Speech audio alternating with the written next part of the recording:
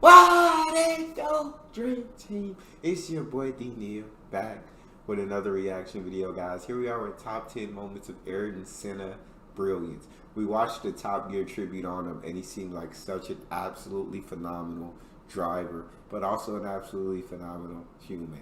I'm so excited to get to jump into this and look at some of these moments of brilliance. But before we do, make sure you subscribe to the channel, ring notification bell, get a video a thumbs up so it gets suggested. What we got, Mr. Senna? Ayrton Senna's defensive driving skills were second to none, and he demonstrated his incredible technique at the 1993 British Grand Prix. A great start saw him leap into second place at turn 1, just ahead of his great rival Alain Prost in the Williams. Oh, nice! Even with the Professor in his slipstream, Senna displayed his mastery of both the Silverstone circuit and the art of driving to hold him off for a full 6 laps in his slower McLaren. That's crazy. My boy said it's like, nope, you thought you had an opening. Nope, nope, not over here. Nope, oh, that one disappeared too. My guy was just masterful driving. Masterful driving in a slower car, but he knows how to defend. During qualifying for the 1990 Spanish Grand Prix, a blistering lap at the Jerez circuit saw Senna put in a time of 1 minute 18.387 seconds. That flying lap, a track record, earned Senna his 50th career pole position. The Brazilian going a full 1.2 seconds faster than his McLaren teammate Gerhard Berger. That's crazy.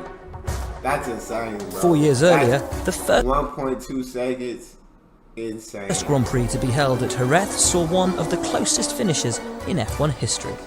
Senna led in his Lotus, but on the final lap, his now very worn tyres were failing, and a freshly shod Nigel Mansell was bearing down on him. Senna defended superbly, but as they hit the final straight, the Briton darted alongside.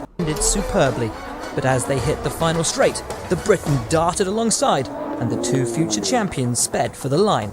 Senna held on and took the flag first by just 14 thousandths of a second. He's a winner. He's a winner. It's what he does. During practice at the 1992 Belgian Grand Prix, Eric Comas crashed his Ligier at the high-speed Blanchimont corner at 180 miles an hour.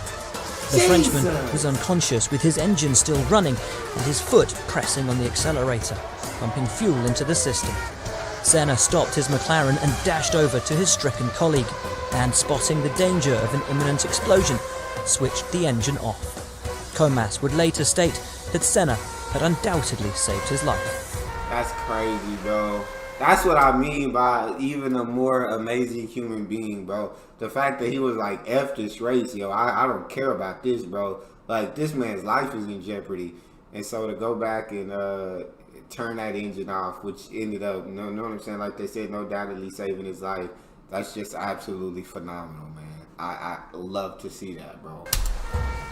A disastrous start at the 1988 Japanese Grand Prix saw pole sitter Senna left stationary on the grid as the lights went out, dropping him all the way to 16th place. With his chances of winning a maiden world championship dwindling, he went on one of the greatest charges in F1 history. Within 20 laps, he was in second place, chasing down championship rival and teammate Alain Prost, who shortly after caught and passed him for the lead, before going on to take the win and secure the 1988 Drivers' Championship. It was a truly remarkable performance. Yeah, that's just special, bro. That's honestly just special. To have such a terrible start, I'm sure something was wrong with the car. To drop all the way back to 16th and then fight your way back in 20 laps, so fight your way all the way back and pass first place to go on and win the Drivers' Championship, bro. That's just phenomenal, dude. Great, of course. I feel very happy and lighter, and it's a great feeling. A wet Donington bore witness to one of Senna's greatest ever single laps. Fourth on the grid for the 1993 European Grand Prix, a difficult start saw him drop a place to a young Michael Schumacher.